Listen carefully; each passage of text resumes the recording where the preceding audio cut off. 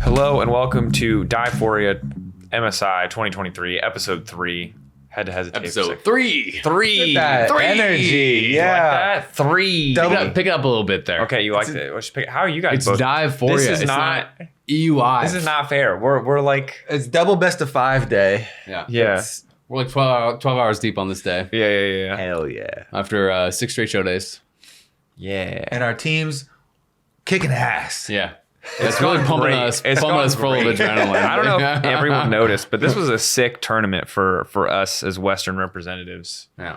I'm blown away that At least we can commiserate, you know? we can. We're all on the Yeah. same page. We're down in the I dirt swear to together. God, if G2 beats BLG and they leave us behind Yep. and we lose We're Gen.G, I'm going to be so sad. We won't have anyone down here with us. You got to stay down here Yeah. with Actually, the Just run it down one more time. Here's the timeline. Are you with me here? Yeah. All right. Is C9 gets 1 game off Gen.G Okay.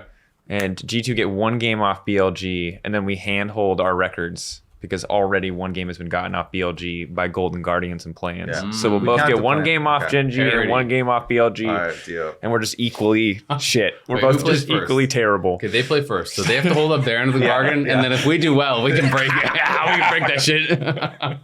All right, good luck, guys. Go deal. We're actually going to stomp That's Gen.G. what they've been waiting on this whole time, is for us to iron out the deal before they just showed up. You should. Yeah, no take We've back. got a secret weapon to take down Chovy. We may or may not pull it out. Yeah, it just depends if we So, want to win or not. If you didn't watch the tournament for whatever reason, I don't know why this is a podcast you'd watch, but you're here. And if you don't understand why our strange. analysis is so world breaking and so strong, it's because it's not a lot to talk about other than the fact that we kind of just got murdered. Combined 214 record. If we include plans, if we don't, it's 112, which is pretty. Oh, we bad. do. Oh, that counts. Yeah. Licorice, solo kills. Okay, let's talk. Yeah, let's do some positive Positives? stories here. Let's do some Licorice? glow ups. Okay, Licorice? Yeah, the Licorice glow-ups are there. Even in a lot of these games that they're losing, he's making some really good plays. Like it's not even like all these solo kills; those get all the limelight. But he's had a lot of good team play too. Yep. Setups, denials on Yep. objective setups, escaping a lot of ganks. You know, a lot of dives, denial. Yep. You guys vibing? Yeah, You Yeah, said I'm a lot of vibing. words, but I'm still thinking about the solo kills. yeah. But then also At the end of the solo day, kills. he literally solo killed Ben, everyone. 369. Fudge. Fudge. You got a solo kill on Fudge. too? And I think he had some solo kills in play-ins as well. Yeah, probably. Yeah. So I mean, he has been a monster. I mean, Yeah. he's taken a lot of else and he's out of the tournament, but he And- played really, really well. Yeah.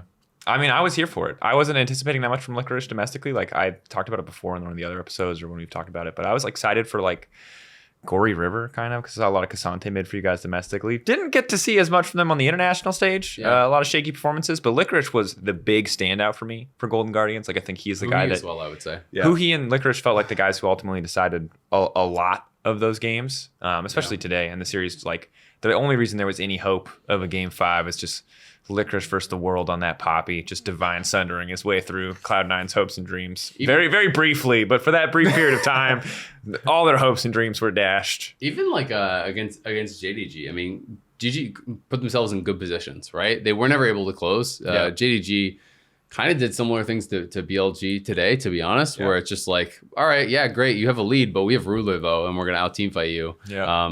You know, and to me in that series, I was most disappointed again by like River Gory, which I didn't expect to be. I felt like they were kind of disjointed from the rest of the team, and I'm not sure if that was like a comms thing, if you know, if they're communicating in Korean and the rest of the team is doing more English or something. But especially the game where they were playing Vi Lysandra against LeBlanc, it just felt like every time they looked for an engage, they were like 2 screens away from Stix A. He's having to use his rocket jump to even catch up. You know, the team wasn't really on the same page. You know, I'm happy with Golden Guardians. It feels funny to say, but like I felt that even in a lot of their losses, they were competitive. They didn't just roll over and die. They didn't play slow. They did well, at least for my expectations, in play-ins. So like I'm happy with the tournament that they have turned in. Yeah, it's always kind of awkward when we're sending off one of these teams because it's just after they had another bunch of losses. Yep. But you remember back to how much they impressed so many people up against these Titans that they've been playing.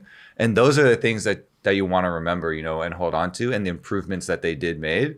Huhi, I think, especially because everyone is in agreement on Licorice. Yeah. But Huhi had some really ones. The one where he flash for the snap repel stun into the crash down for the turn as they're getting chased to make that big play. Like he had a lot of really big engages for them. So I think, yeah, by far, this is the best year already. I'm going to include the whole year that Golden Guardians have ever had as an organization. So I think they should be really proud, and they gained a lot of fans in the process. And I think the big question for Golden Guardians is just going to be like, can you keep that up, that momentum going into regional play again? Because the schedule is quite frankly brutal. Like we have about a week until LCS starts when we get back, right? So it's like this team has been grinding for MSI, they're grinding for playoffs. And, you know, are they going to be burned out, right? So some of the times the teams will come back from international and they're just tired. They don't want to practice. They don't want to grind. So I think that's going to be the big question for me with Golden Guardians. On the EU side, I mean, we'll obviously talk a lot more about G2 and C9 because they're going to have matches coming up. But like on the EU side, how are you feeling about MAD? Obviously, it's a disappointing tournament. It's 0-6. You're in there with TSM. And it's a string of disappointing performances, but like, yeah, I think it's really tragic for MAD that they weren't able to show more, because ultimately, while their game one against T1 was really fantastic, I think that people will just mostly remember the 0-6 scoreline because that game one, and even to a certain degree moments in the game two, some of those early games in general were really strong, but like because they have such a track record of failing and disappointing EU fans, it's just like you're so ready to jump on that train again, I think, for most EU fans. And like they proved everybody wrong by like climbing up through the playoffs bracket to get there, by proving they were clearly the number one seed, and they were, but ultimately not being able to convert that to something more meaningful. Even if there's a lot of other teams that are struggling similarly to make an impact, like even if G2 had been 3-0, it wouldn't have been like, oh, well, G2 was also getting stomped. You know, I think like Mad Lions just always kind of have the odds stacked against them there. I think in the same way you're chatting about Licorice, just like shout out to Elyoya, like obviously a huge force in the jungle. It's a shame that the team wasn't able to rally against G2 and show more. I think that while like G2 clean sweeping is probably great for G2's mental heading ahead, and like ultimately at this point, the only thing I care about as an EU rep is them doing as good as possible. It's pretty tragic that they're not able to get a single win on a board. It's that they can't even show really the same things that they showed domestically that made them good, that ultimately let them win. So I think it's a huge disappointment, but there were some shining moments, and it's tragic that this is now just going to be yet another like black mark on the resume for them instead of what could have been like a much better tournament. Gold star. The thing that cracks me up the most, as far as like not being able to repeat what they did in LEC and in the regular season, is, you know, I'm prepping for these games. I'm looking at it, I'm like, why the hell is Licorice? Why the hell did Niski continue to get Gragas? Yeah, like where he has a catchphrase on the champion that all his streamers are like bomba, like that's Niski Gragas. He's 11-1. Like how does it get to that point? And then like T1's like Kobe. To be honest, we were kind of just hoping people didn't notice, or that bomba didn't really translate between languages. But it seems like League is a universal language, and there are they very noticed. few catchphrases for player champion combos. I was like, look, I mean, it was rough, and I think that's like, oh gosh, when we go back to LEC, I'm gonna have to compose my thoughts on the region overall right now, but I don't think they're gonna err on the side of positive, because our second best team is BDS, and they also played like one strategy really, really well, and it kind of counted against them in our finals. But overall region strength, I'm a little concerned moving forward to see how we rally heading into future international competitions. I mean, the part I feel worst about for MAD is just that they, like you said, they didn't even get a win against G2. Because I think that then it's like, there's obviously a lot of MAD haters, and like I get it, right? You know, if you're a hardcore LEC fan, you want your teams to go well, internationally, to represent you well, and to like show that the region is strong, right? And so MAD has not been able to do that historically, but it doesn't take away from the fact that it's like they earned their spot here, and that they were the best, team regionally. But I do think people will be like, see, we knew it was a fluke when they beat G2, right? Like it was just, they basically just got lucky. You know, it was this garbage Gragas pick. It was like, you know what I mean? And that's the part that hurts, because it's like, they're two separate things, right? It is true that they have consistently disappointed internationally, but it's also true that they have earned their spots internationally and have been a strong regional team, right? And it's like, I get frustrated with that. Even with NA, like I was getting tweets of being like, oh, well, like FlyQuest would have done better and this sort of stuff. And I'm like, no, they wouldn't. They lost. Like, they don't deserve to be here. They lost to this team. Shut up. Exactly. They lost to this team. I always hate that. Yeah, I don't know, man. It's just if you're not gonna if you're not gonna ban Gragas, you're gonna come on the stage and they're gonna play some great champion. You're also not gonna I mean, come on, like if it's really that simple and people really want to distill it down to that simple, it's like why did that not happen in the LEC, bro? Yeah. Why did that? If we're all just talking about it, So it's just like.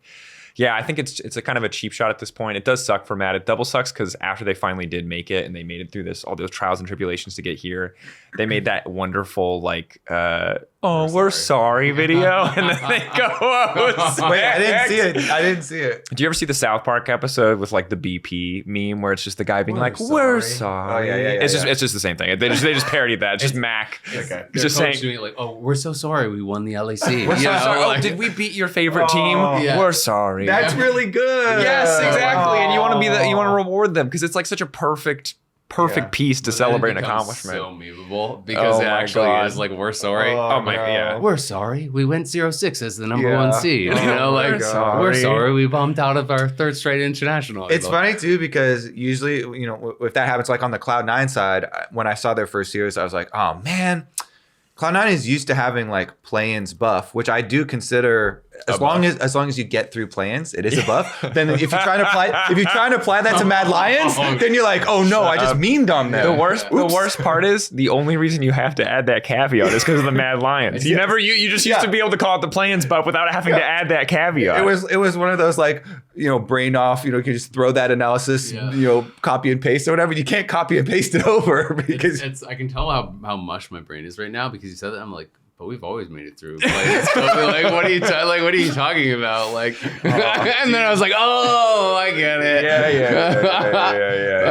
Great. Yeah. Read the room. Love it, guys. Love it. How are you feeling about your matchup versus Gen.G, by the way? Do you want to jump forward or do you want to go? I was just memeing you. Okay. We can go. I mean, I just don't want to talk too much more about the Mad Lions because sadly, it's just the way their tournament run ended. I think there's not a lot to hold on, and I think it's kind of like. I think credit to El Yoya. There were a lot of standout moments from the team, but ultimately, like many Western teams, I think early game leads just didn't matter against just about any Eastern team. Couldn't close a game. And I think the further we went in this tournament, the more you could see cracks start to show in the Mad Lions game plan. And ultimately coming to what was a super, super one-sided series versus G2. Credit to G2, some wacky picks, some fantastic performances from Broken Blade. And we'll talk more about G2 as we go forward. But I will say... Yeah. There are actually a lot of times in League where you want to 50-50 flip a Baron. Yes. Usually, you're the ones behind and you're trying to get back in the game. Is this a tangent? Is this because don't make this just about Mad? Because this is okay, good. I was like, all of us. This is a we. This is a we. This is a we. Let's pretend like what? And when you're 4v5 and your mid laner is bot lane, it's not one of those times. Wait, Patrick, you're a producer. Which cameras are wide? What can we all look at? This camera? Let's all look at this. Hello, West. There's a lot of cameras. This is an intervention. Welcome. All Western teams. When you have a lead, stop flipping the Baron. If you have to play Poppy so you can kick the jungler out, shout out Licorice, great. But stop. What are you doing? Well, so in a lot of these cases too, there were tools that you can try and use to at least make it really difficult for every one of these cases. literally any case under just about any team composition in the game League of Legends. Yes. Yeah. So there's a lot of things to look at in keeping to unpack. keeping enemy junglers out. Yeah. Yeah. They just didn't expect teams to just jump in. All right, let's move on to forward. Let's look forward. Look forward. Future so we can forget facing. The pain we'll be of looking the past. back as we look forward. But I mean, we can jump to obviously the kind of lower bracket matchups for the West now. We both have our one remaining team, C9 and G2. Both made it through their kind of lower bracket rumbles, the regional rivalries. And you guys get your shot at LPL. We get our shot at LCK. Yep. I've got to say, I'm a little bit jealous of your side of it. Yeah, I would be too. This is full cope, but I did really feel like C9 looked straight up very nervous in their first series against BLG. I felt like, when you talk about play-ins buff, that's what I think about because, at the end of the day, even when C9 is playing atrocious in LCS, they're all doing the same thing together. And that was not the team that I watched play against BLG. And that was what I found frustrating about that series. Not even that they lost, not even that they got 3-0'd. I was just like, they're not even on the same page, right? They're not even going for the same plays. Half are backing off, half are going in, split comms. And that's just not something I really, see with Cloud9. Clearly the team has problems and they might have just lost anyway. But that was a big frustration for me because that series felt winnable for sure. I know speaking to the players, they thought it was very winnable. Blabber even tweeted out, I really thought we were going to win after. So, that was a really disappointing one because that felt like, hey, this is probably our best shot because I think they are the weakest of the Eastern teams. And Cloud9, dropped the ball, right? And they got smacked by them. They got 3-0'd. Yeah, I was talking to telling people in the caster room that immediately after this looks so much like because they had so much hope and they had all these scrims to go off there. Like this is the first time in a long time you're so hyped up that you have a really legitimate chance to take down one of these big opponents and make a really big splash in a best of 5. And they got so hyped and so excited that they could do it that so many of the plays are just rushed. And they're desynced, and so you're popping Nocturne ultimate. Talia Wall is still down there, but we're like overinvested. We gotta go, and so and there's so many chases where like, well, we've made this call to make the pick, and then there's some little outplay. Elk, oh my god, this man made so many little outplays that then Cloud9, after he outplayed them, they were overextended, and you find yourself in the scenario where you're like looking back at your teammates over there, you're like, oh, what do we do now? Yeah. And they got punished. And so it was so frustrating. Yeah. Because they did have that legitimate hope and they had been having so much, success. It was hard because a lot of the early game moments were still really clean, and that's what led them. And a lot of their drafting was still felt like really solid to get them these leads. And what was so disappointing is that you see a composition, especially game 1, which is I think the one we'll keep pointing back to. You've got a Silas, you've got a Nocturne, you've got a Kennen, you've got Archon. You have so many tools to start a fight, and yet even with Cloud9 getting an early game lead, we didn't see, I think, in that game a single like good everybody pushing their buttons together. Ken and Nocturne, Rakan on a flank, and there's a Talia on the enemy team, but still there were windows. You know what I mean? And it felt like the big thing was a lot of maybe overcommitments, or once they started to play, they weren't willing to let go of it, even if skill shots went awry. And there was also a lot of just moments where they just weren't on the same page. And sadly, after that game 1, it felt like it remained pretty shaky, because even in game 3, I remember Licorice on the Lee Sin, Blabber on the Lee Sin had some great moments, but then he also has the moments where he like jumps in onto the Elk, who just bought a stopwatch on the base, and they completely overcommit. I was waiting for it. I was like, all right, what's he gonna play? Because Blabber like had a giant game of really good plays, and really then that sick. One, I was like, damn it, I'm the one that was the biggest blunder. Because when I saw that, I was like, bro. And again, not only does he have stopwatch, he has both summoner spells. Elk is not dying here. And I was to his credit, they pretty much made that play the second Elk appeared on their screen again. He had just gone back after pushing top wave. He had just purchased that stopwatch. But that's all it takes, those single moments where you overestimate. Finally it felt like, oh, they're all going in, they're full committing to a play, they've landed the necessary abilities, at that point, and then there's a stopwatch. Yeah, at that point it was so late too. It was like, oh man, they had already made so many mistakes. I mean, those teams will just kill you if you make mistakes that, right? It was the same thing in game 1, where they like full committed onto Elk with a stopwatch and they couldn't kill him. Game 2, I mean, when we're on the Baron, there's so many tools that they like. MNS had flash; he could have flash taunted to keep the jungler out. We could have Kindred ulted and turned on jungler to kill him. Yep. It was a 5v4 and Elk had no sums, and we had Galio and Rakan all could have just engaged on Elk. Like there was all these things, and to me, it's like both teams, both regions really did fall prey to it, right? We'll talk more about G2 as we get into theirs, but it was definitely a big difficulty for C9 against BLG, and and I mean, looking at BLG from that series of the perspective of a possible or the future opponent of G2 is like Elk plays so aggressively. When he had the Lucian, it looks so different. He's constantly dashing up in your face as Cloud9. Ultimates are constantly chunking out your backline carries. Yep. He's playing so aggressively. It almost seems disrespectful how much damage he is allowed to get out 2v1 on his champion. Of your AD carries and you're like, wow, it's so gross. Lucian Nami got a bad rap in both our regions. Oh, 100%. For a lot of failures because of the lack of ability to pull off plays like this. Yeah. And that is really a really hard line to toe. And not completely fumble it. Yep. But he did so aggressively, and you're like, wow. Yeah, all of those bans that they drew on Lucian were deserved, and like this man is smooth.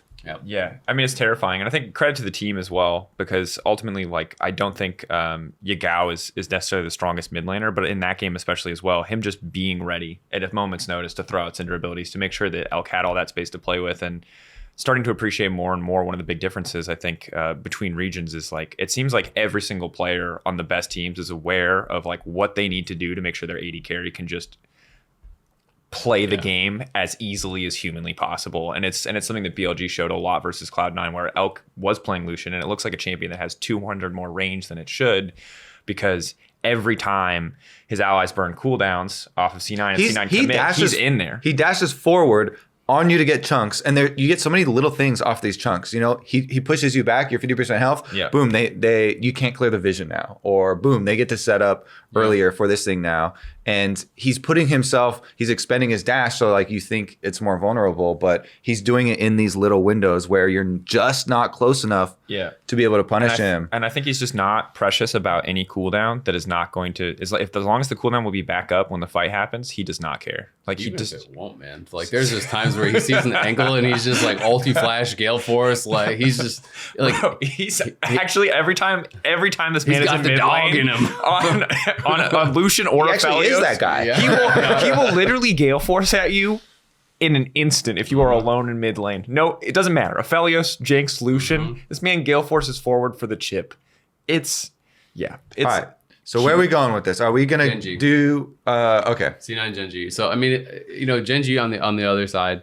We've talked a lot about Cloud9. Gen.G obviously coming off of a very close. Should we talk about the G2 side of the BLG G2? That was my question. Which way we're going? He made the call. I was just thinking we would talk about C9 Gen.G and then we would go to G2 BLG. Okay. Yeah. Got it. You know, in that order. I mean, we can pivot if you want, but I think this makes sense. Gen.G obviously, you know, won their first series. They were looking really, really good. They played G2, right? Yep. G2 did take a game off them. You know, was I think competitive as well in game 4. I actually thought G2 was in a winning position game 4. I know there's like some debate about that, but I actually really liked G2's draft and felt like, you know, they just really kind of bungled that one fight by the Baron, and then that was that. Yeah. But Gen.G also looked really good, I think, overall against T1. T1 really kind of like bungled game 3 to give them an opportunity to look good because it was looking pretty one-sided, and I think that game should have been closed out. But clearly a very frightening team, and all these teams, all these Eastern teams do have a lot in common, and it's just like how well they play around their bot lane, right? Like we're going to be talking about Elk, we're going to be talking about Paze, we're going to be talking about Ruler, we're going to be like all of these teams are just so incredible about how they enable their ADs, and it feels like that is full on the meta. Like full stop, the meta is just whatever team gets their AD ahead and plays around them better in 5v5 is going to win the series, right? And Gen.G does that very, very well, right? Yeah. Paze, I think, is really rock solid for this team. He seems completely unfazed, you know, talking to all the guys from LCK, and G-Son was on the desk talking about him, and I was kind of asking like, oh, like, do you think his calm, like how his kind of really super calm demeanor, is that like bravado at all? Is that like someone trying to be like, you know, kind of act that way? And she said, no, like from talking to the teammates, like he's just like this all the time. He's just like completely unfazed by everything. And he just seems to be that guy, right? Like who's just not really bothered by any of the circumstances. And I think that suits these kind of high pressure situations so incredibly well. It's actually very impressive to me, especially Elk as well, as a guy who, while he does have, you know, career experience, hasn't really been to those high highs and just seems in this tournament completely unfazed, like continuing to execute at a high level, continuing to Gale Force forward like an absolute mad lad. And I think Paze as well. I mean, no notable difference. And I feel like that's something that we've seen. That's like a regional thing that we see for everybody. You know, like there's so many players. Like you look at Knight, like as a guy who was able to punch down pretty effectively in previous years, and this year he's doing great. But like it took him a while to find the same level of performance that he did in the LPL on an international stage, and we'll still have to see what that looks like for him as we go through the rest of the tournament. But the fact that you have 2 AD carries coming in the meta where you have to perform. This is the AD carry meta, I think is so cool for players both like Paze and Elk. I think that's a fantastic thing. Yeah. And the thing I'm most worried about with Gen.G is actually, even though this tournament is not about mid laners, I feel like Chovy is the best mid laner at the entire tournament. And MNS has definitely left a lot of windows. He's been shaky. So it's been really shaky. So you're listing off, you know, all these big threats. Doran has been incredibly stable on the top side. Get him his Gragas again. I don't know how we're going to deal with mid lane more so in this matchup than any other. Yeah, I mean, it's going to be incredibly hard. And the reality is, for like any of the Western teams outside an Eastern team, everyone has to be playing at their peak, right? Like everyone has to be playing, you know, to the very best of their ability. Chovy is just an absolute monster in lane. I do think that's going to be really, really difficult because it's funny because it's like solo lane leads matter, but like almost only in the way that they can transition to the rest of the map, right? So it's like, but if you lose control of mid, you lose control of bot side river, you lose control of the jungle, you lose control of all these things, and it really starts to snowball like crazy. And his team fighting, because team fights matter a tremendous amount, and the mid laners have had huge impacts in these, getting picks with Ari, Lissandra, these types of picks. Yeah. Jovi's been spamming those all year long, you know. Even his Triss game against G2, where like I felt like they had been outscaled, I felt like they should win. He took over that game in the final fights. That Tristana range was wild, and he played on the edge, you know, a lot of the times. And I think that's again like what you want to see from a champion like Tristana when you're fully maximizing the impact of that kit. I mean, it's really hard because I think we've kind of talked about this. I don't know how much on this podcast, but it doesn't feel like either of the remaining EU or NA teams are playing really at their peak, everyone individually. Yes, there are some players who are really showing up in a big way. We can talk about Yike. We can talk about, you know, Blabber also playing fantastically.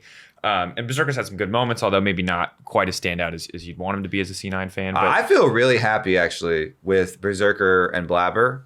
Like, there have been a couple mistakes. Yeah. I feel really happy. I think this is a very strong international performance from Blabber. We talked about some of the things that have kind of dogged his career since the crab incident and all that stuff. Those two, I think, have definitely shown through. So, and that's, but like you're saying, it's going to need everyone, because you can't, if you have a single weak point, especially because, again, we've proven that with a good draft, any of our representatives can get a lead. Yeah. But that lead does not mean anything if it falls apart in a team fight. And so your communication has to be perfect, your execution has to be perfect, and that's a huge amount of pressure, especially for C9 going into Gen.G, who I think are clearly the best. Between Gen.G and BLG, obviously you'd drop BLG 100 times. You know? Yeah, can we just have a redo, a retry on BLG? Because I'm really hurting my head trying to deal with the Chovy problem. I'm like trying to get past step one. I think you have to hope that they just like make mistakes, right? Because they're definitely not a perfect team, and that like every team here has also made mistakes and has thrown and has had those issues, right? Yep. So it's like no one is perfect. As, you know, you were saying Doran's solid. I actually think Doran's had a pretty crap tournament.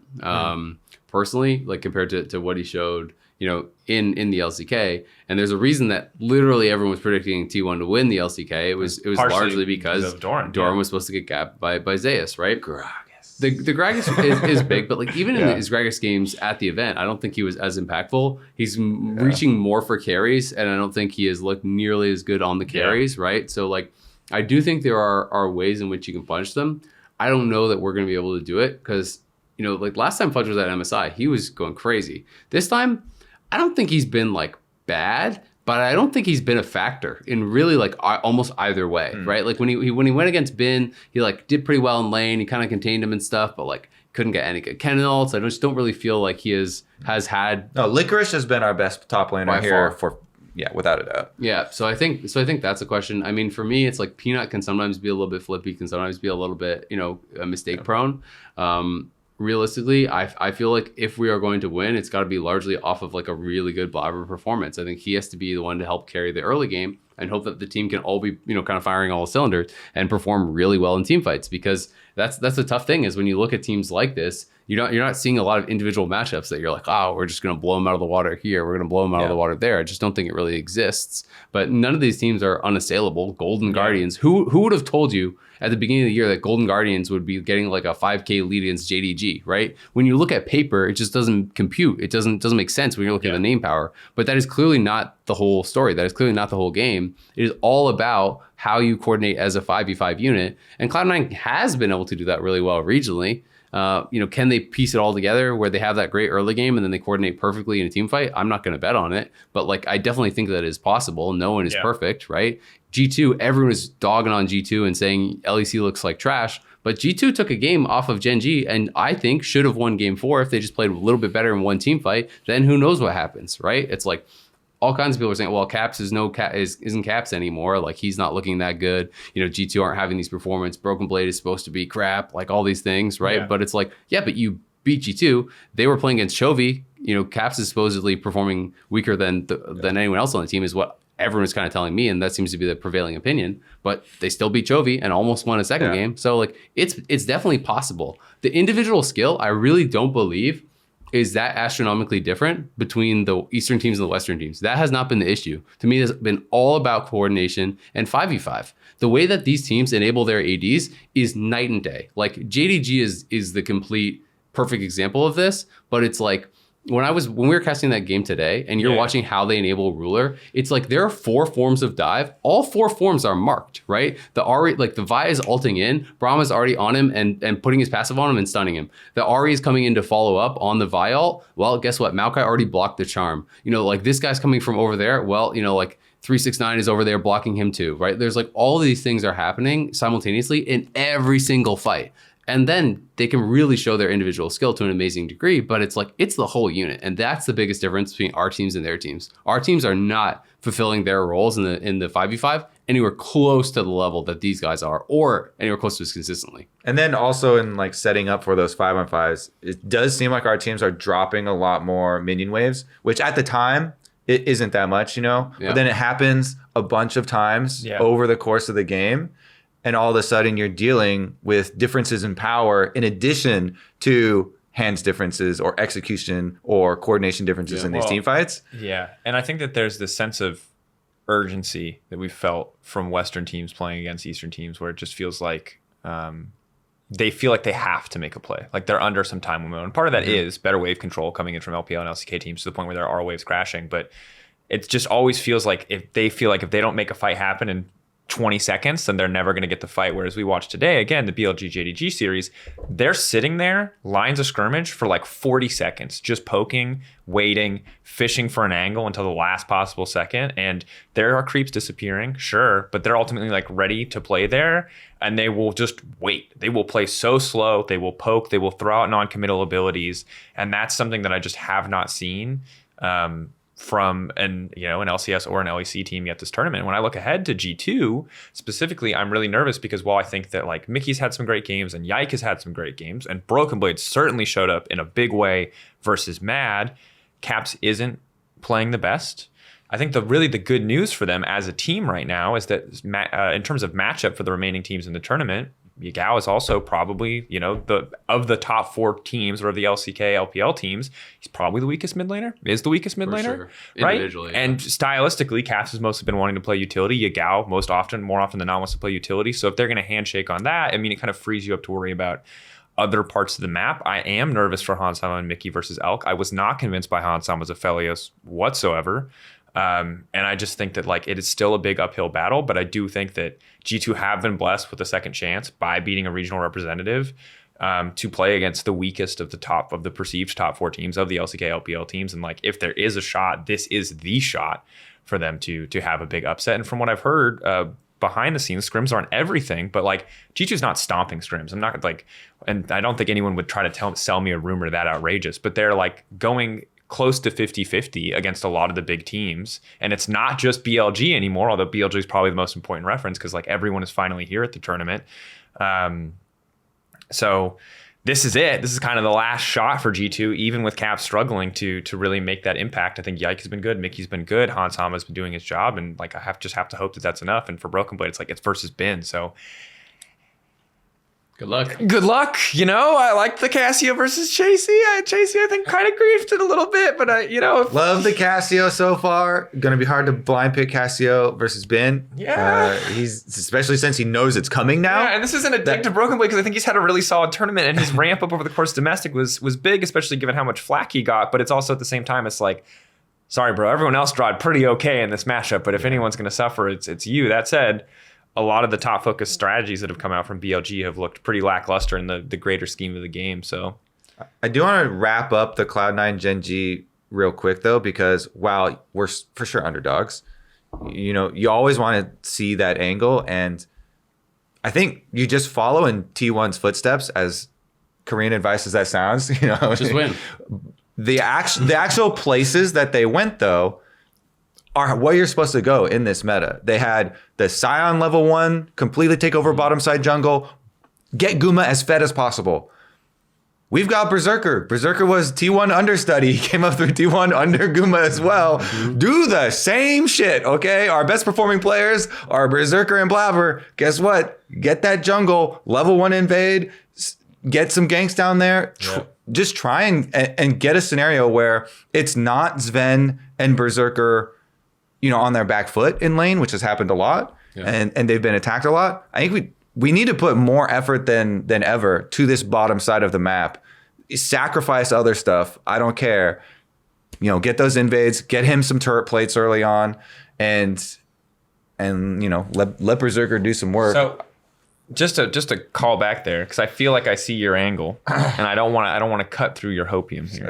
I'm not trying to sneak it in and move on to the next. No, thing. Is that all you wanted to do? I can let it go. Go ahead. No, but go I'm ahead. like, that's in direct contradiction to what Isaac was talking about earlier, which is like it don't matter. Like it's just team play and team coordination. Like I like your angle. Get him some plates. That's great. How does he turn those plates into a nexus, Kobe? Where's the middle ground? That's the part that's missing. See, but you don't. Head, question mark. Profit.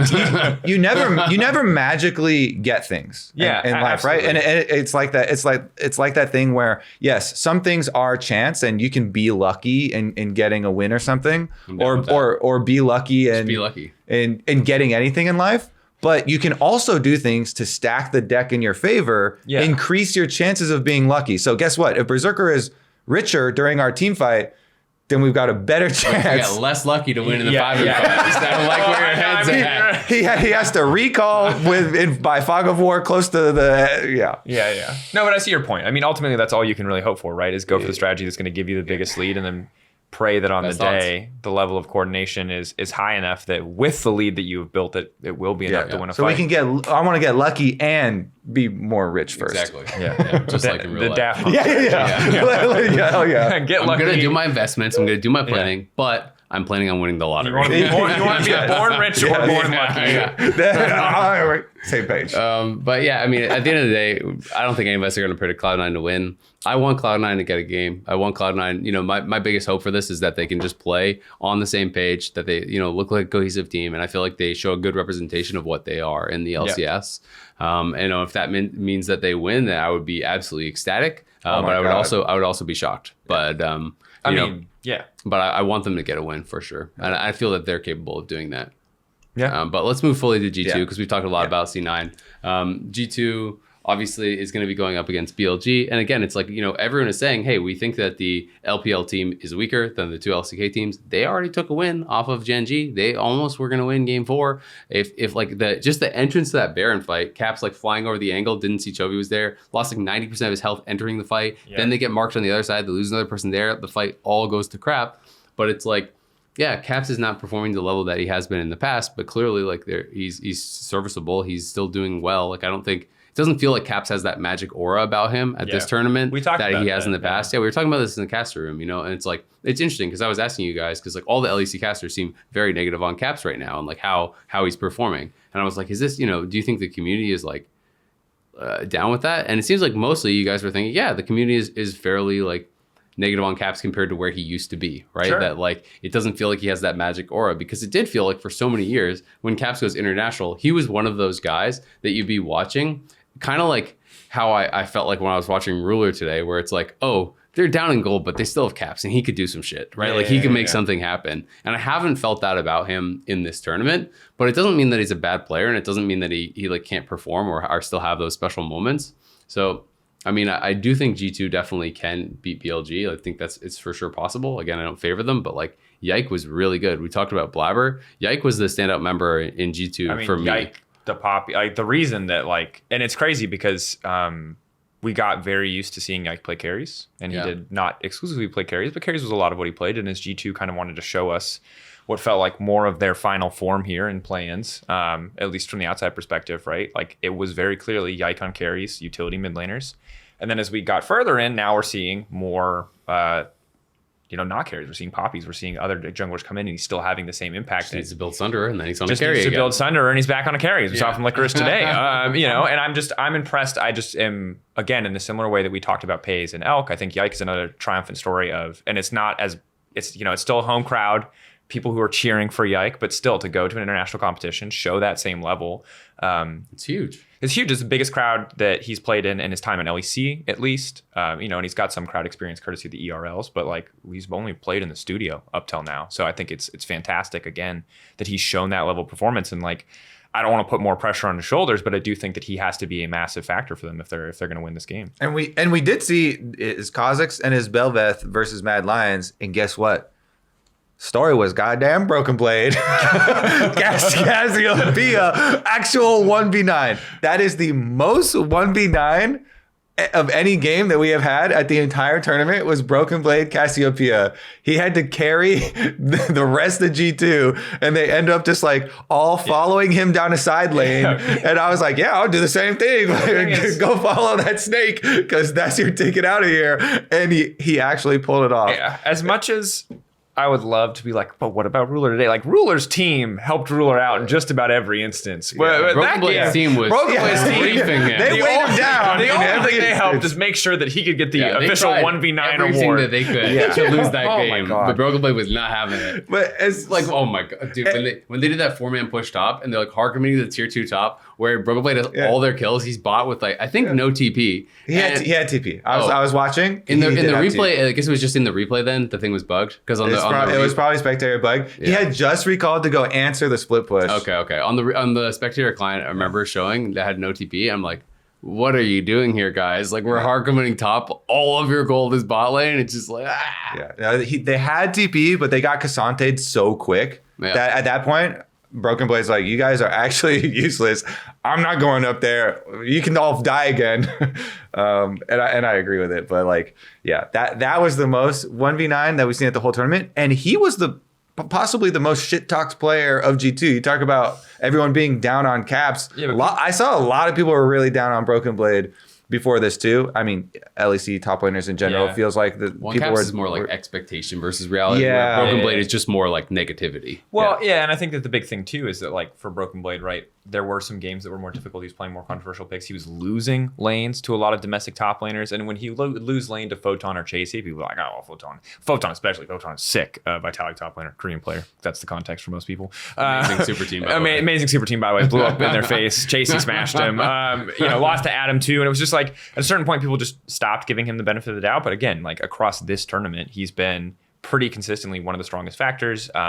While admittedly G2 never should have been at a massive deficit against a lot of the competition. Made a cool story. Made for a great Darius comeback. And the same thing here in this Cassio game when every time the team runs it down to the point where the only way they can save it is by Broken Blade popping off. He has popped off. So, good on him. Yeah, exactly. You don't want to be in this scenario. You don't have to rely on that. But to me, when G2 and everybody, is living in this past of G2 and the glory days, of course, everyone's always going to mention the flexibility, the champ selects that come at you.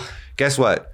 The Yasuo flavor pick had nothing to do with that win at all. Yeah, don't talk to me about it was just the Cassio one, but they also threw some stuff in for Mickey. So it did get me kind of excited as far as the G2 and the mythos of this organization, and then bringing out the Janna in a really good Janna spot with the Kindred combination as well, and then Mickey played really well on it too. So I'm hoping for that type of excitement, because even if they end up losing, if it's a sick series where we get to see some different picks, then I feel like that's a dub as well. Yeah, I mean, one of my concerns for the Broken Blade angle against Bin is just that it's like he's got to play tanks, right? There's no shot you're going carry versus Bin and winning. I mean, the thing about Broken Blade, like, every time I say that, he does some shit. So, like, I'm with you. He's playing all carries, right? But I just don't think that is a winning recipe against Bin. I think he will. I'm inclined to agree, but I wouldn't be surprised if G2 try it anyway. To be completely honest with you, we'll see where they want to position themselves in draft, and if they fish for counter picks, if they leave open any like conventionally strong blind picks and try to go for counters. That's a lot of what BB's MO has been either like really surprising with a pick that people don't anticipate, or just like really niche counter picks to very specific matchups. I mean, this guy does not have a very traditional champion pool, and oftentimes his best games are when he's playing something like a Cassio, the first Pantheon game he played domestically. If you want to go far back enough, some of the Yone games were sick. I mean, it's yeah, he's a guy who will throw curveballs. I don't love it as the winning recipe, but I do think it is kind of the G2 recipe right now. And that's what I want to see from Western teams. Don't try and bend to do something that you're worse at because your opponent is so intimidating. Okay, it's been. Yeah, great. He's probably going to light us up. Okay, I don't care. Your best strategy is blind pick Cassiopeia or, play these carries. Be your strongest self out there and give it a swing instead of kind of whimpering and being, going tank and then crawling your way out, right? Go out fighting, go out swinging with the strongest. If we're going to win, it's going to be like Yagao keeps blind picking Ahri and we keep picking weird flex picks into it that give us, winning matchup and map states. It'll be things like Nautilus. It'll be things like Cassante. It'll be things like Cassio. Whatever you can say what you want about Caps. He is still roaming like his ass is on fire. So yeah, I think that they're very active on the map. Like I think G2 overall, still a solid team. I think they get a bit ahead of themselves, and I also think they draft themselves into weird corners. As much as their draft does them favors, I think they put themselves in awkward positions too. Like, can Nidalee be done? Can we stop now? Have we seen enough? Like, do we need to continue? I love Yike. Cloud9 just smashed Golden Guardians with Nidalee. So I actually, we were talking about Nidalee a lot today. Yeah, let's talk about the Nidalee because I think it is something we're all fired up about. Is so garbage. Like the only drafts in which I'm okay with Nidalee is when they go full poke. I think Cloud9 one was okay. I know that like some people are still really hating on that. You don't like the Renekton combos or stuff with stun setups to land spears? No one's been doing that. Yeah. Everyone's been doing it with like Lissandra or Cassante, which I don't think is consistent enough. And if you're doing it with an AP mid, they just rush Merc Treads. Literally every time it's been in that, it's Merc Treads first item, and they're taking Tenacity runes. Yeah, and it's like, bro, like you're never going to make this work, right? So they get their big lead early and then they can't convert it at all. Yeah. Every team is running multiple tanks, by the way. So your spears have to go through them, which is just not really going to happen. And all the tanks have a lot of CC. So when you hit a spear, you can't jump in because you'll just die. So it's like... What if they did support style Nidalee with actual support items and they were running around healing the AD carry, buffing up the AD carry? but Ivern's early game is crap. not like Nidalee's early game. Yeah, I know, but I mean, is this like, are you really like junglers do stuff? I mean, AD carries are kind of jacked right now. I'm spitballing here. Cooking. I'm cooking all right. Some support item Nidalee, get those heals on the AD carry. It's like the old 60%. Remember? Yeah, no. Oh my god. Yeah, get everything in there. 60% attack speed steroid, enough to just bring it home for the team. Strong early game. Moonstones, Ardent Sensors, Staff of Flowing Water. That's what I think of when I see a Maokai on the enemy team is, all out value him. Yeah. No, don't worry, my 60% attack speed steroid will, this 5-person You throw your little spear and you're like, go, ruler, here's a heal. Kill them all, like usual. Nidalee is the cheerleader Maokai champ. just buys a redemption You can do too. it. And then you're like, you're like, oh no, I gotta jump in front of you for a skill shot. You can use the pounce to be... That's how you peel for it with Nidalee.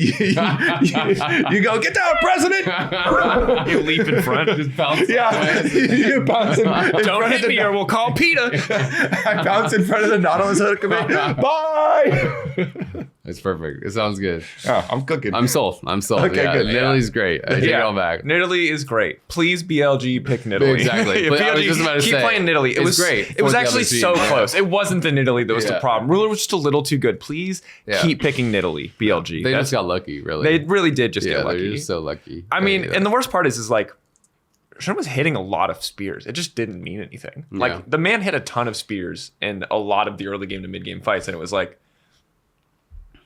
I mean, Peanut played it as well. We've seen multiple people play it, get massive early leads, and it just didn't do anything, right? Like, the only... Like, am I wrong? The only win is the Blabber one on Nidalee? I mean, you got the laptop. I'm going to Google it. Yeah. A little game of not legendos. Google, but I'm looking at... Let's see. All right, race. Nidalee. Whoever wins. No, Nidalee has wins, but are they in play-ins? Let's see. So, okay, there was Cloud9 versus JDG. Yep, that's the only one in the main stage. Drakos is pretending to look shit up right now. He's like, I'm crunching the numbers. Peanut lost, Yike lost, Shun lost twice. Yeah, Blabber's the only main stage one. So it's 1 and 4 in main stage. It won a couple times. Yike won twice with it versus Loud.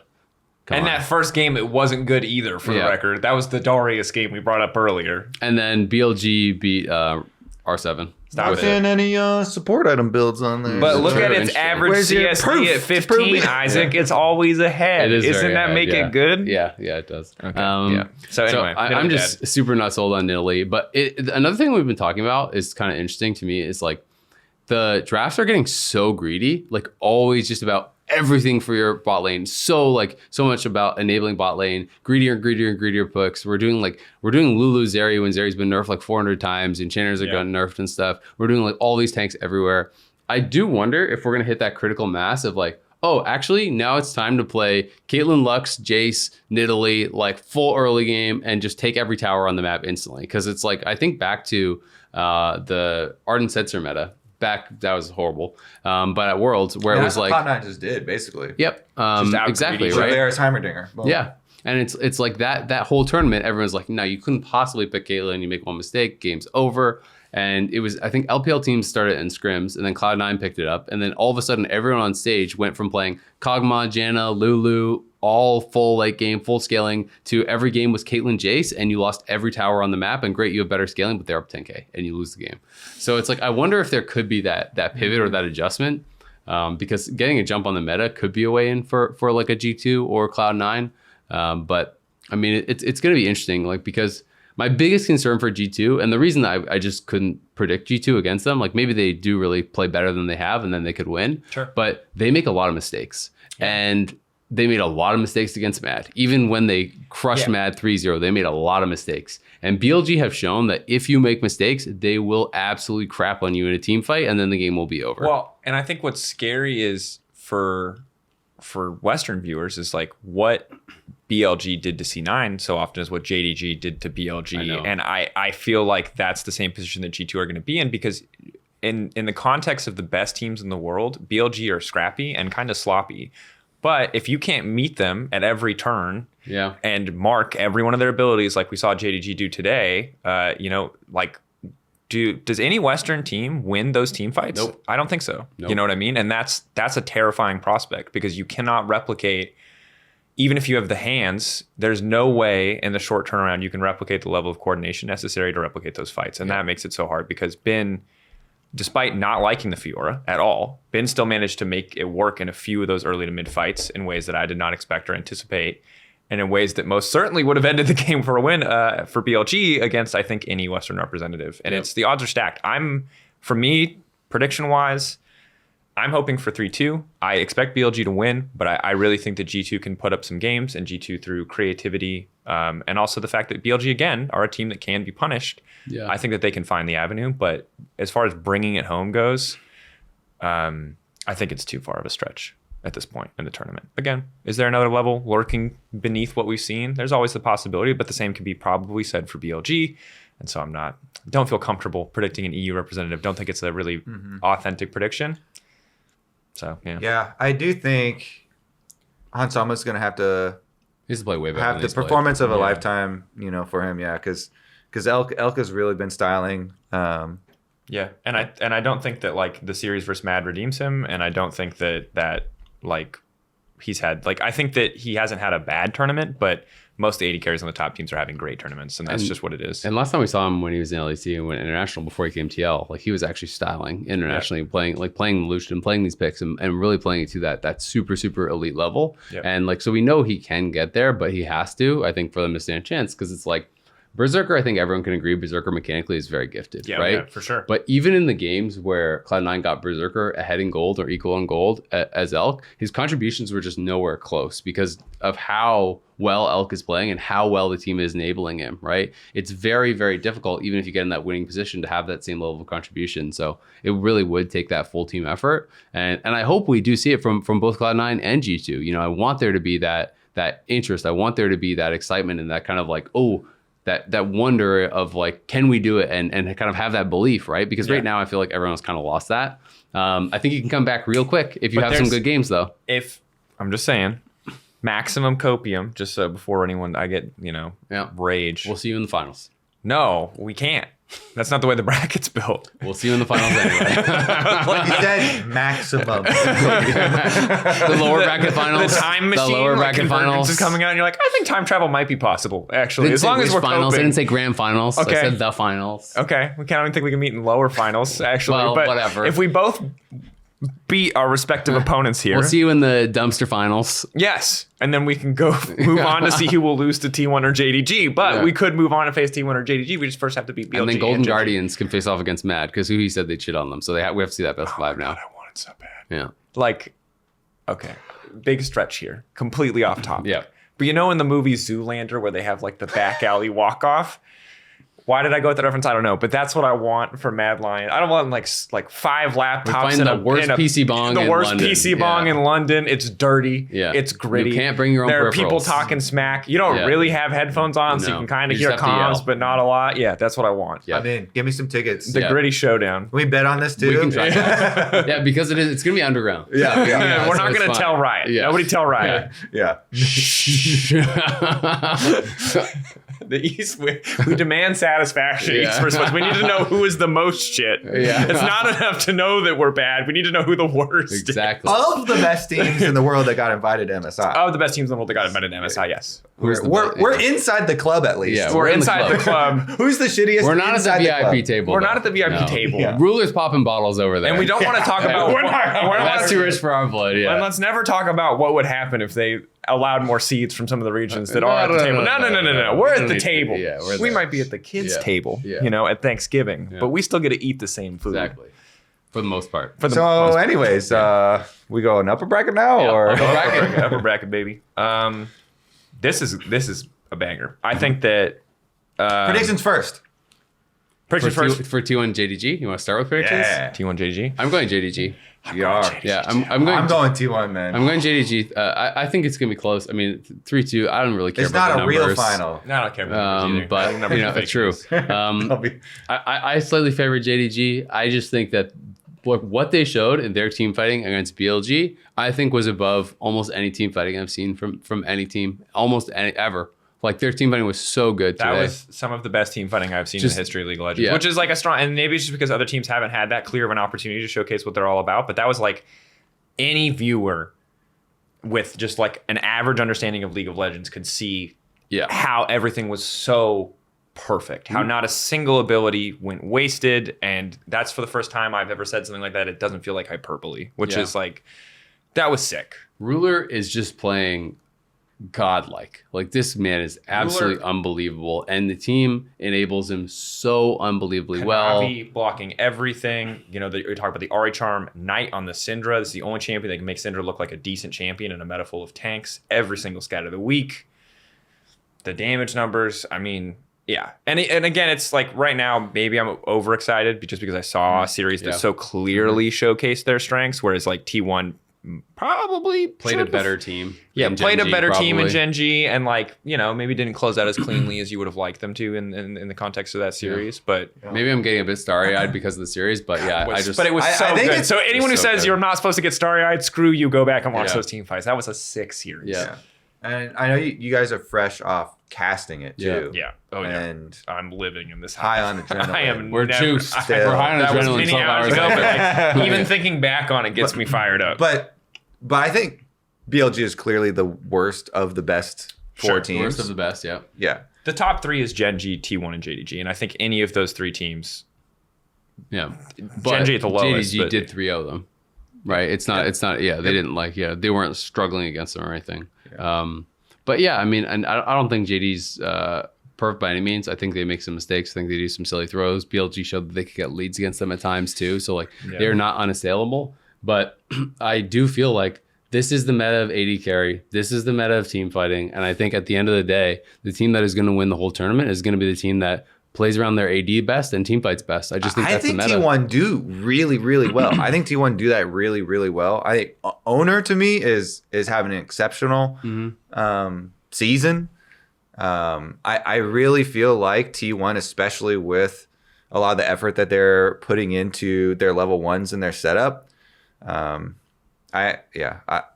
This is going to be such a sick to be series. Clear, yeah, I don't want to undercut JDG T1 in that is the definition of super team, but T1 have failed in so many finals, like, and this team's sticking together. They have so much incredible talent building up. It's like you almost get that feeling. It's like, holy moly, it's a giant tidal wave that just keeps on building up, and it has to happen now. I do think that there's just been a mental block for T1. I think everyone can kind of see that, right? It's clearly not their skill that has kept them from winning championships internationally. I do think that there is a bit of that mental block. There's a bit of the nerves, and we see that even regionally, and a lot of LCK folks will talk about that as well. The kind of difference in performance between non-finals versus finals T1. This is not a finals, obviously, but I do believe that like when they kind of like break that mental barrier, the floodgates could open, and this could be like T1 of old, where they just start stringing tournament after tournament after tournament after tournament together, because they are clearly on that level, and these guys have been staying together. But I mean, Gumayushi and Carrier are clearly incredible. Owner's playing amazing. Like Zeus at his best is incredible. I think Figure's playing a great facilitating role. And I think Carrier, as long as he does not choke like finals, I think he clears missing. For sure. I think that if you're judging the duos together, as exceptional as that series just was, where JDG is doing everything for Ruler, and it allows him as the sole carry to be flashing forward in so many of these, and he's just cleaning up everybody and killing everyone. Guma is the same animal, Yeah, and I think there's a lot more that will be done to limit what Knight can do, even if I still kind of favor Knight in the mid lane matchup. I definitely favor Knight. Yeah. I still think that like Yugao again is the weakest of the top 4 mid laners in my eyes, and I think that similarly, I feel like T1 are showing us a little bit more in terms of creativity, in terms of like how they want to attack this meta, specifically with the Rumble pick. I'm like really curious to see how much more popular this will get. There's so many immobile carries. It is so about 80 carries. I think this champion is hugely impactful. And while there was an Ornn today, I don't really feel like JDG, I don't know if they've not had to dig deep or if there's not a lot left for them in terms of like, they just feel like this is the way the Meta's would play it. I don't know how deep these respective pools go. They have huge champion pools. I mean, Knight played like 18 champions. I know, but what are they actually willing to play that's going to have that same team fighting impact, that same strength that we saw today, which is specifically why I'm giving them the edge over T1, because again, this similar vein, like Carry is a guy who will play anything he can to break open the meta. We see the Rumble coming in, which is a pick I'm really, really excited about right now, just because of how miserable it makes the game for Jinx and Aphelios. Speaking of champions being played, I have to just get this in there now because I talked about Alawi for a year.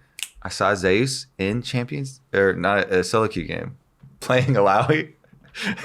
So if there's tanks, which if you're gonna JDG, Divephoria viewer, you may not know about this, but Kobe has been I think I did it on E4 as well. But it's been going for a year then, I guess. But think about it. JDG is literally playing, meatball comps. They're surrounding Ruler with all these meatball comps, bunch of melee champions, and 369 blind picks tanks all the time.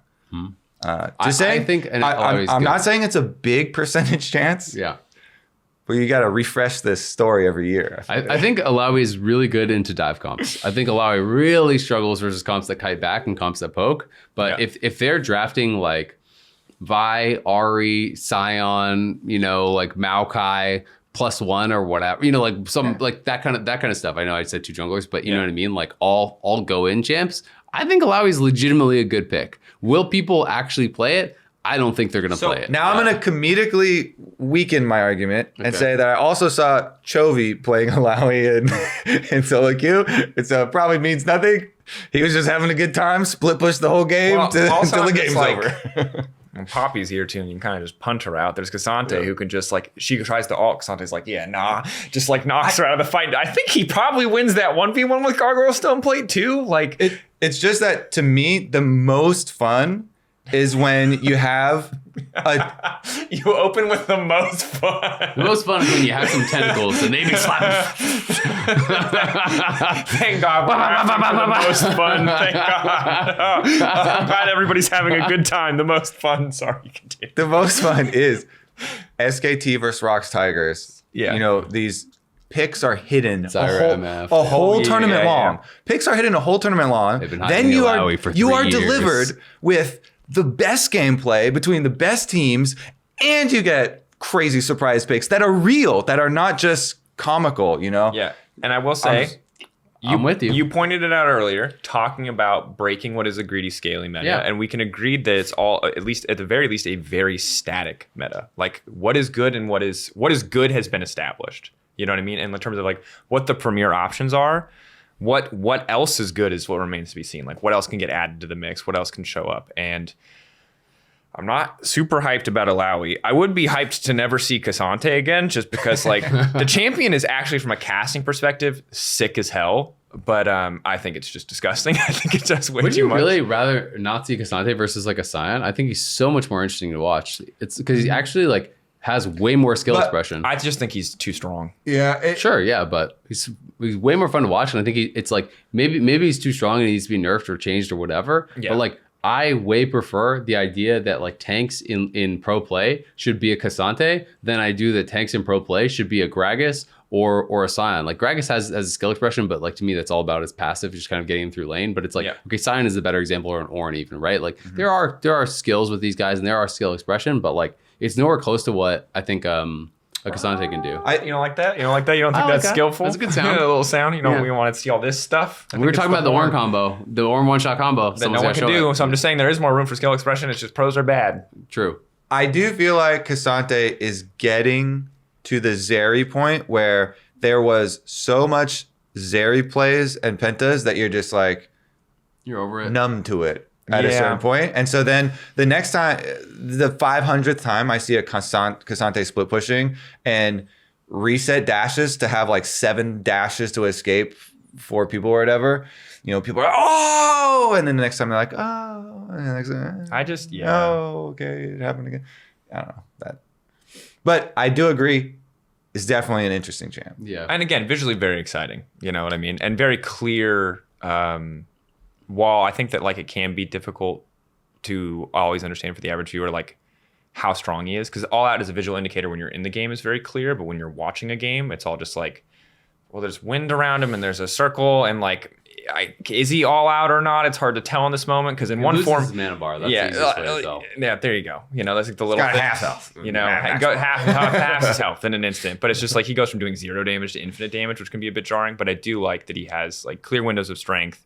And then he goes from a character who can eat 1 million damage to a character who can do 1 million damage. Like there's things I really like about his design. Essentially, I think him existing, I feel like limits a lot of the champions in the meta. Yo, where is Garen? Garen got buffed. Garen was already getting spot usage around. Garen got some decent buffs. Maybe Garen is going to be one of the picks that we see emerge. And Garen has the execute ult to try and answer this. Yeah, the second Cassante ult. The self-chunking. Garen, I think it can be a strong champion, but I think that when it's like ADC meta, it's like okay. I'm on to the next one. Then he said no. Okay, what about Kog'Maw? Kog'Maw also got buffed. Kog'Maw Lulu, anyone? Do you want to talk about the buffs that Kog'Maw got? Because are you really thinking that his passive? you think but Kog'Maw Lulu is actually good right now. No, I mean Kog is strong. Yeah. I think there's definitely other champions that should come in. I mean, I'm kind of with you on Alawi. I don't think we're gonna see it. I also am kind of there on Mord. I think Mord can actually work really well in this meta. I think Mord. If people are playing Nautilus and Cassante and all these tanks mid. Yep. Yeah. Mord can answer that really well. Mord also, like against diving teams, you can just ult the Vi and stuff like that every single fight when they go in on your AD. You don't need to be trying to flash in on the enemy team. And you can also do these like Rylai's and a Jack Show builds where if the AD does step too far forward, you just ult him. And if it's a 1-threat team, your team just wins the 4v4. It doesn't even matter if you lose this guy in the fight. Your team just wins and then he comes out to no team. So I do think there's a lot of champions that people could, kind of flex with. And I think that in these next couple best of fives, that's where we're really going to start seeing that stuff coming out. If people are going to be, sitting where they were trying to hide it, like Kobe's talking about, you're not hiding anything really when it's JDG versus T1. Like these are must-win matches, and it is dangerous to go down to the gulag because there's going to be Gen.G down there. There's going to be BLG. Well, obviously, the Western teams could win, but like there's going to be some big threats down there that could knock you out, right? It's not a joke. It's not MSI where there's only 2 big teams. There's 4 big teams here. So like you do not want to lose that series. When a lot of the innovation is going to take place, has to take place very rapidly. Like we're turning, this is such a fast turnaround. Teams are going to scrim. Who they're going to scrim is going to be limited. They're going to pick one team maybe that they could scrim. If you're a T1 and a JDG and you have the luxury of waiting a few days till you play your match, you're going to scrim 1, maybe 2 teams, or probably 1 team each you're going to pick because you just have to guess at this point to see who you're going to play against, and you have to like cook. And for G2 and C9 at this stage, it's just you throw whatever you have left in the tank, whatever wild stuff worked for you in scrims out there, because you don't actually have time to practice. Yeah. By the time this comes out, G2 will have had an off day, which they may have scrimmed through. It would not surprise me, but like everyone is pedal to the metal. There's no rest. So whatever adaptation people are figuring out, they're going to have to figure out on the fly. There's no like week break. I think could be a very different tournament with a week to figure other stuff out. Yeah, scrim partners as well become harder to come by as teams start to get eliminated in these international tournaments. It can become tougher and tougher. So it'll be interesting. On the T1 side of things, I think that they have looked really, really good. Yeah. I do think that, like, I agree with you. They're looking incredibly strong too. And I think it's really hard to predict either way. I just have been so blown away by JDG. But I think, like, my prediction as far as the bracket is going to go, I think we probably all are looking at this like Gen.G, T1, JDG are the big three. And those are probably going to be our top three. And I think any combination of those teams in a best of 5 is going to be so fun to watch. Like, we already saw T1 Gen.G, that went 5. You can talk about how it should have been a 3-0. Probably should have been for T1. Yep. But I do think they clearly have that level. And I'm so excited to see the evolution of these teams with the double elimination. So far, I think the format is a little bit of a flop just because, honestly, regions should have been locked out from being on the same side. Because we would all be actually really hyped if this was, instead, it was like C9 versus MAD and G2 versus GG. Can we fight you at the kiddie table or what? Yeah, exactly. Right? But I think that's why they put us at the kiddie table, actually, so we could fight each other. So I had to guess. That would have been really exciting, though, right? But unfortunately, we didn't get that. But we are going to be getting into the part that is undeniably going to be really, really fun, way better, and we have a bunch of really good best of 5s to look forward to, coming up over this next week. Yeah, and while I hope for both of our Western representatives that they're not swept aside and that those get to be hype, even if, God forbid, those end up being very one-sided, you still have 4 more best of 5s, each and every single one, that are going to be incredibly good. And right now, I think T1 JDG is our final, is what I'm inclined to think. Yeah. This is the last episode of Divephoria for context, just because of how tight the schedule is. We won't have time to record another. We're in the thick of it now. So I would love to come back and do another finals prediction because I want to see what T1 can bring to the table. We're too thick for it. The thickest? What are we doing? Where did you take me? I'm just trying to. This is the yellow brick road. Thank you. And so, because everything is just so thick right now, I guess I see it. I'm just gonna follow this. Wow. Just getting Pied Pipered wow. Where am I going? Anyway, I'm just gonna predict JDG to win the whole thing. Screw it. I believe in them right now. There will be new data to prove me a fool but I don't have any of that data. So just based on what we saw today. I have that data. I already know. You don't have that data. You don't have that data. You ain't got shit. Yeah. Anyway, except for thick. Damn you, Kobe. Damn you. The bracket's looking thick. The thick bracket. Right now, JDG, the way the team fight looks incredible, and short of teams finding a way to break open this meta or change this meta dramatically with unique picks, JDG have my vote as the tournament favorite. How are you guys feeling? I'm in the same boat. Guys, you can't watch that series and not be excited about JDG. Yeah. They were good. They looked amazing, and I do think T1 and JDG I think are obviously the favorites right now. I do think Gen.G, if they can step up, they can definitely do it as well. I mean, we already saw them do it. I'm sticking with T1. Yeah, I'm sticking with T1. I think that's fair. Do you think T1 just upper bracket is your expectation? Are they facing JDG or are they facing Gen.G in the final? I'll give you JDG in the final. Mm-hmm. Why? Is it because of the sick team fighting? Or is it because of the It's because that ruler guy that used to be a Gen.G player. Okay, yeah, great. He's going to love that. JDG is an org going to love that. Attribute his accomplishments so to will Gen.G make the finals, or will Gen.G 2 make the finals? The LCK wins no matter what. I will say it would feel criminal not to get a JDG versus Gen.G best of 5 just for the ruler versus his honestly, we've seen the T1 versus Gen.G enough. Oh, I agree. So I feel that's true. Actually, for the sake of the tournament, we should hope for T1 to win. Give me a couple back-to-back. I still believe in JDG. I can't help it.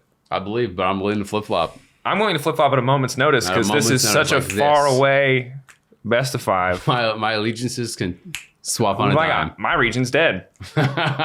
What are you Not gonna do? yet. Hold me accountable, LCK? You don't even see me for 6 months of You the don't year. even watch my content. You don't even watch my. You're not even here. You don't even know. What are you doing? This We is can a say whatever we EUA want. thing. Yeah.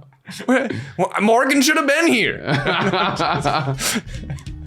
And on that note, That's gonna wrap us. that's going to do it for this episode of Divephoria. We kick off the next round of MSI with G2 versus BLG tomorrow, the 16th. It's not tomorrow for us, but it is tomorrow for you when this comes out. Yes. Yep, I was saying it. I was going to say the whole thing. Okay, I wrote You it. just had to I interrupt wrote it. me. I tried to Now you've explain completely ruined the outro, Drakos. God. We're going to be back at 1 I p.m. didn't trust London him. It's time. fine. Reminder that we start at noon on weekends as well. That's earlier than 1 p.m. So maybe it's not 1 p.m. there, but it'll be an hour earlier still. Last episode. Goodbye. Fucking clean.